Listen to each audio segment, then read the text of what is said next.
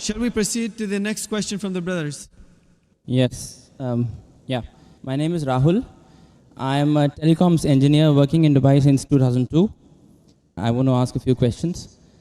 Coming from my background, I think religion is something that following that, you're saved from having problems in your life. Yeah. My first question is, I recently read a report by a doctor saying that because of marriages in first cousins in Islam, it leads to a higher probability of the fetuses being born as handicaps. Yeah, it increases the probability of the babies born without hands or without legs. So if it was something that could potentially cause harm, it should not have been allowed in Islam.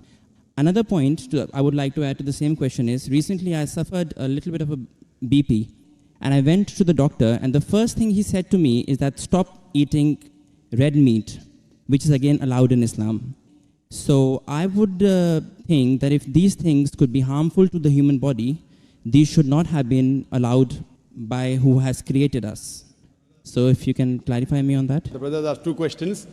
The first question that is talking about consanguineous marriages.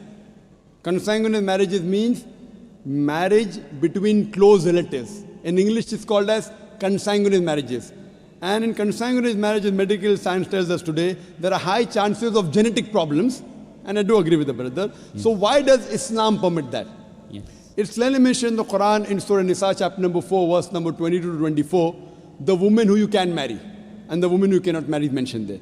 Amongst them, it's clearly mentioned you cannot marry your sister and a lady cannot marry the brother.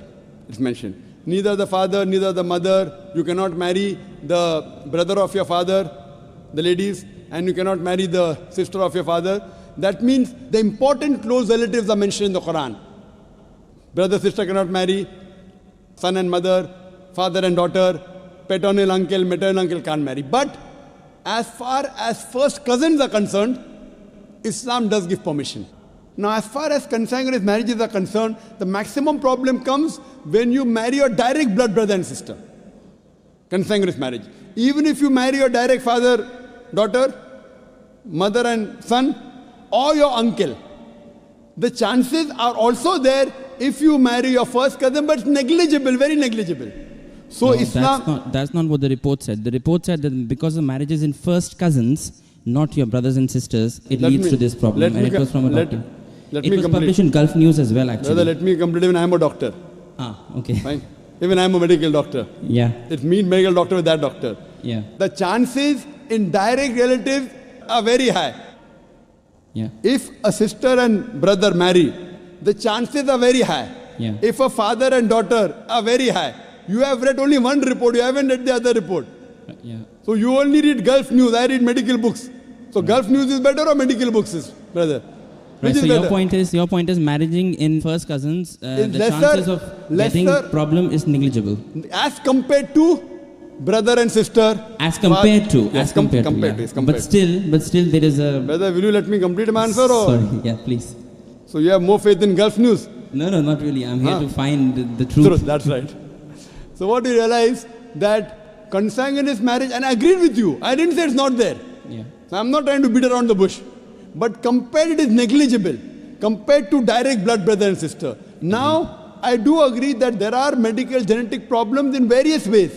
But this report is there when you have continuously generation after generation. According to Dr. Ahmad Sakari says, the Prophet said, do not marry first cousins generation after generation. If you do it once or twice, it is no problem. Yet, even if you marry not cousins also, you can get a problem. Do you know that? Yeah. So that doesn't mean that you stop marriage only. Right. So there is a hadith which says that do not do it generation after generation. Yes, but otherwise generally there's no problem. Right. Fine. Okay. So coming to your second question. Yeah. You went to a doctor and you said you had high BP. Yes. Doctor said you have red meat.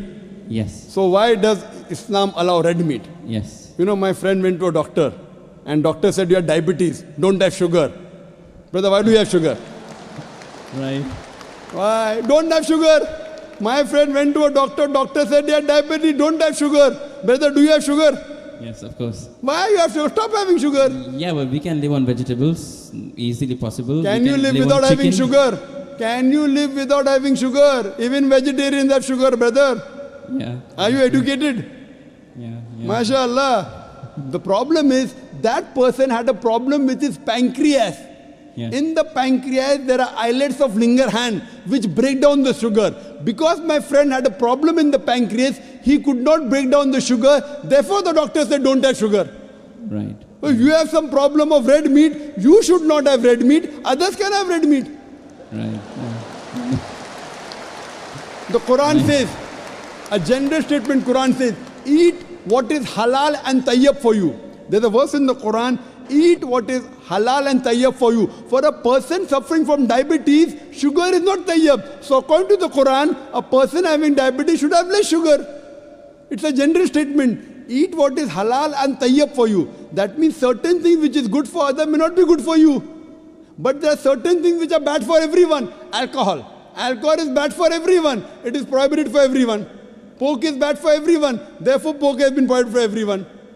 What you realize, certain food, because of the way your metabolism is made, because it's a problem for you, doesn't mean that everyone should abstain from it. Hope that answers the question, brother. Sure. Okay. My next question is, Islam allows marriages, a husband to marry more than one wife, 4 wives. Is it compulsory to take the permission from the wife before marrying the second one? Because a lot of Muslim girls have told me that, they have to take permission from the first wife, so our interests are taken care of. I hope you don't intend to become a Muslim and marry more than one wife, huh? No, I don't. Because there's a new law in the Indian government. If a Hindu converts to Muslim and marries more than one wife, then there's a problem. Yeah. There's a new law that's passed. I don't intend to, but I just need to find out. Don't intend to marry or don't intend to convert? I won't answer that now. The brother asked the question that is it compulsory that a husband should take the permission of his first wife before he marries the second wife? As a general rule, because it is mentioned in the Quran that a man can have more than one wife, it is not required for a man to take the permission of first wife, but it is preferably takes permission or at least informs her. Okay. Yeah. As far as permission, certain conditions become compulsory. During a nikah, during a marital contract, a man or a woman, before they get married, they can put any conditions which are permitted.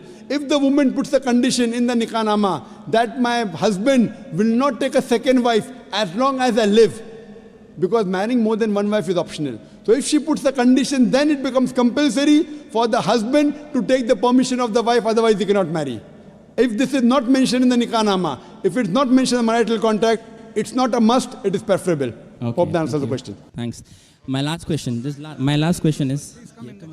Brother, you're most welcome. Just stand behind the queue. Okay, There may be you. one or two Thank you. non-Muslims. You can wait, brother. There may be one or two non-Muslims. Just stand behind the non-Muslims and we'll try and give all the non-Muslims a chance.